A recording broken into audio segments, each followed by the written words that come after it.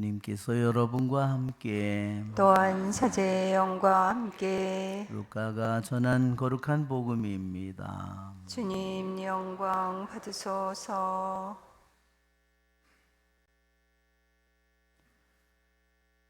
티베리우스 황제의 치세 제15년 본시오 빌라도가 유다 총독으로, 헤로데가 갈릴레아의 영주로, 그의 동생 필리포스가 이투레아와 트라코니티스 지방의 영주로, 이사니아스가 아빌레네의 영주로 있을 때, 또 한나스와 가야파가 대사제로 있을 때, 하느님의 말씀이 광야에 있는 스가랴의 아들 요한에게 내렸다.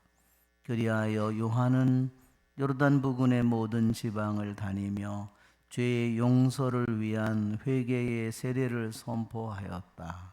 이는 이사야 예언자가 선포한 말씀의 책에 기록된 그대로이다.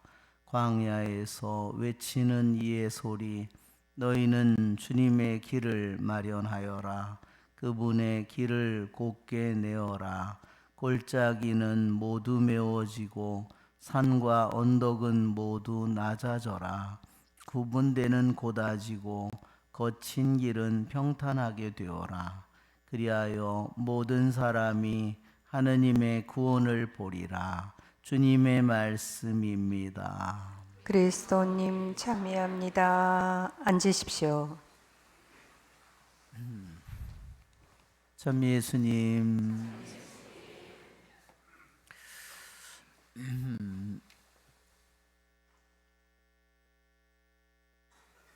오늘 독서의 말씀은 바룩 예언서의 말씀입니다.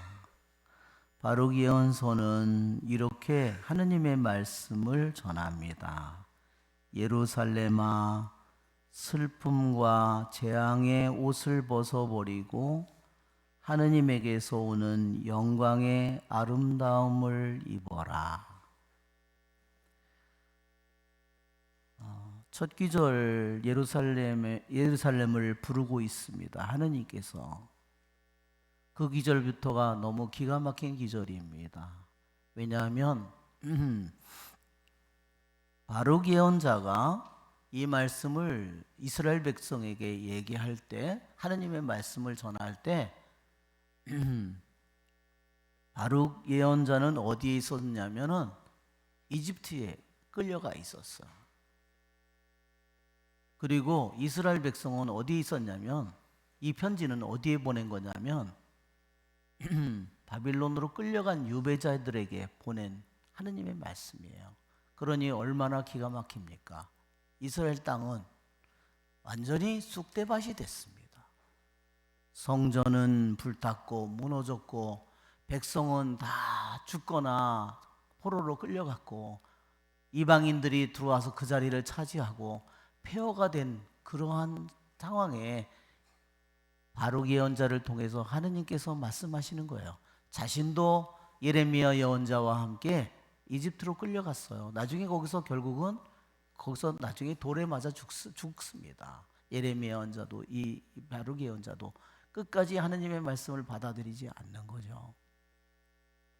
그러니 그들은 바빌론 강가에, 말하자면 거기 가서 포로로, 정말로 노예로 살고 있는데, 하느님께서 예루살렘아 그렇게 부르고 정말 그 말만 들었어도 그들은 눈물이 쏟아졌을 겁니다. 그들은 아무런 희망이 없습니다. 땅도 잃었죠. 집도 잃었죠. 지위도 잃었죠. 가족, 친지, 모든 삶이 다 완전히 뿌리 뽑혔습니다. 그러한 그들에게 주님께서는 그들을 예루살렘아 이렇게 부르고 있습니다.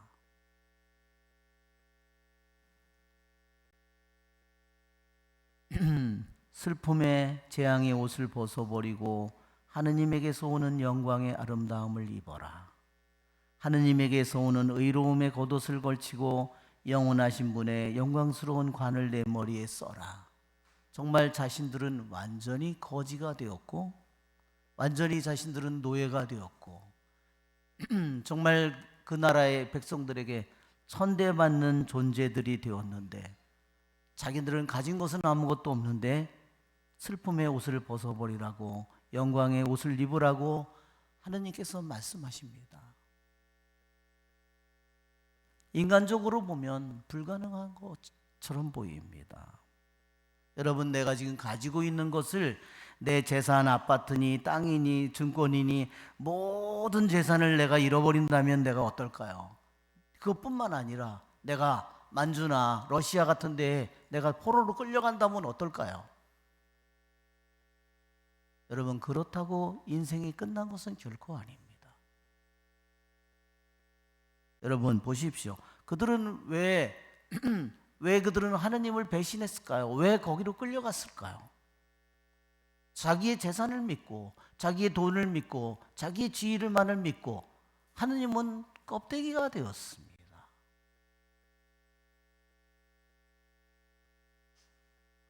돈이 더 중요하고, 자기의 지위가 더 중요하고, 자신이 더 중요하고, 그때 하느님은 그냥 헛개비가 돼버리고 맙니다. 그리고 신앙은 어떨까요? 신앙은 형식적이 돼버립니다. 기도도 형식적이 돼버리고 맙니다.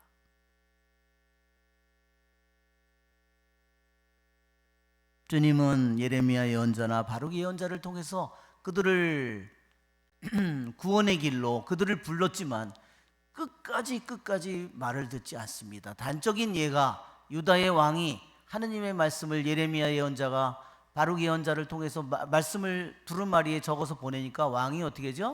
그 말씀을 읽는 대로 두루마리를 잘라서 화로에다 집어넣었어요. 두루마리 또 읽는 대로 읽은 부분을 또 화로에다 집어던집니다. 그 모습이 바로 그렇습니다.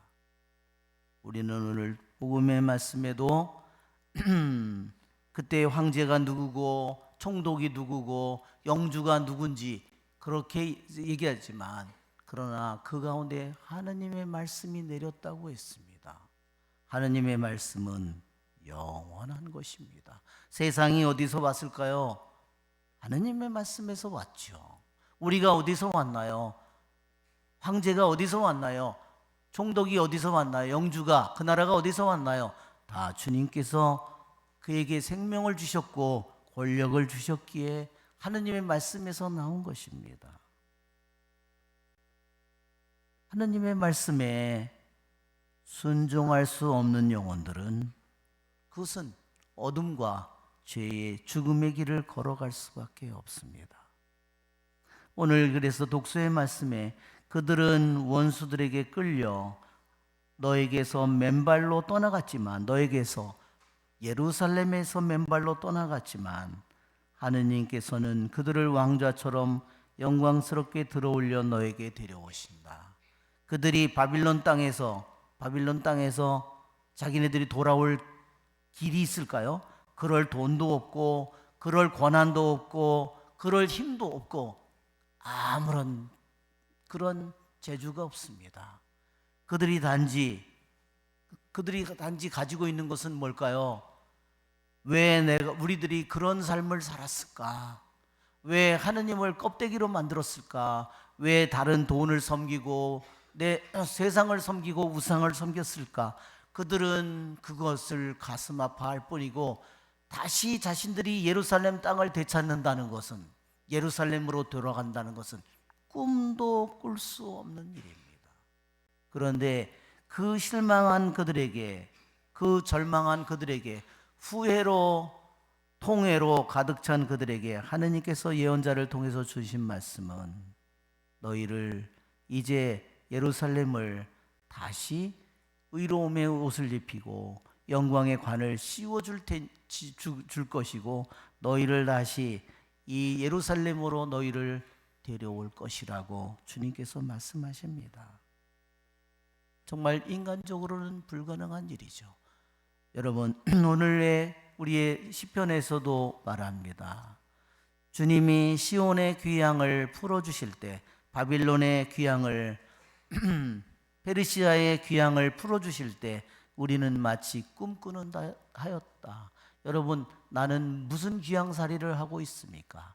나는 내 생각에 또 귀양살이를 합니다. 내 생각을, 내 뜻을 잘 못 벗어납니다. 내 사고방식을 잘 못 벗어납니다. 내 죄를 잘 벗어나지 못합니다. 똑같은 악습을 계속해서 반복합니다. 그것이 우리들의 귀양살이입니다. 언제 이게 끝날까요? 죽음으로써 끝날까요? 죽어도 끝나지 않는 이 귀양살이를 정말 두려워할 줄 알아야 합니다. 우리는 주님께서 이 시편을 통해서 말한 것처럼 자신들이 바빌론의 귀양을 가 있고 페르시아의 에집트의 귀양을 가 있는 그들을 다시 운명을 되돌릴 수 있는 분은 오직 주님뿐입니다.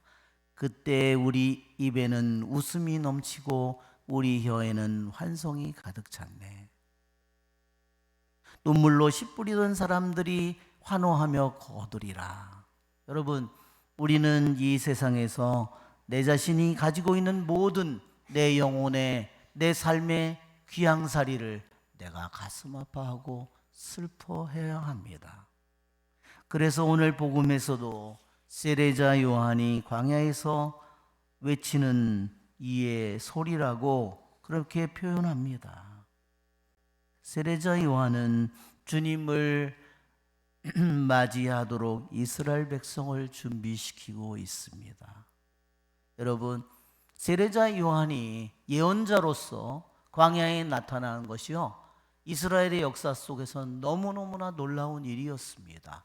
왜냐하면 이스라엘의 역사 속에서는 아브라함, 모세 계속해서 여호수아, 사무엘, 계속해서 사울, 다윗, 솔로몬, 계속해서 끊임없이 뭐가 이어졌냐면 하느님의 말씀이 끊임없이 내렸습니다. 그런데 여러분, 구약 성경의 마지막에 있는 게 뭐죠? 말라키 예언서입니다. 말라키 예언자로 끝으로요, 예언자가 이스라엘에 없어졌습니다. 여러분, 말을 하다가 더 이상 하지 않는 것은 뭘까요? 말을 해도 도대체 아무것도 들어먹지를 않으니까 하느님께서 침묵한 게요, 400년을 침묵했어요. 그러니 여러분 한번 생각해 보시죠. 400년 동안 무슨 일이 생겼나? 여러분, 돌아와서 그들이 예루살렘에 다시 성전을 세웠어요. 다윗의 왕권이 이어지는 듯 했습니다. 그러나 또 그들은 서로 싸움을 하고 결국은 어떻게 됐어요? 결국은 나라를 빼앗겼죠. 다시 그리스에게, 마케도니아에게 뺏겼죠. 그리스에게. 그들이 그 땅을 지배했습니다. 결국은 그 다음에는 로마가 그 땅을 지배했습니다. 자, 그럼 무슨 일이 벌어졌느냐? 이제는 하느님께서 이스라엘 백성에게 메시아를 보내주겠다고 했는데요, 다윗 집안을 통해서 메시아가 올 거잖아요. 다윗 집안을 통해서 메시아가 와야 되는데 다윗 왕조는 완전히 사라져 버렸습니다. 그리고 누가 왕권을 잡았느냐? 셀레우키아 왕조 시대에, 그것은요 유다 집안이 아니에요. 사제 집안, 유다 마카베오가요 다윗의 왕조가 아니라 사제 집안이었어요. 그러니까 다윗의 왕조도 없어져 버렸어요. 그러니까 400년 동안 하느님의 말씀도 없고, 다윗의 왕조는 누가 다윗의 자손인지도 참 모르고, 완전히 모든 것이 끝난 것처럼, 하느님도 끝난 거, 하느님의 약속도 모두가 끝난 것처럼 보였 순간에, 그때 세례자 요한이 광야에 나타났습니다. 그는 이제 바로 다가올 메시아를 맞이하도록 그들을 준비시키고 있는 겁니다. 여러분, 세례자 요한은 무엇을 선포했습니까? 바로 죄의 용서를 위한 회개하라고 선포하고 있습니다.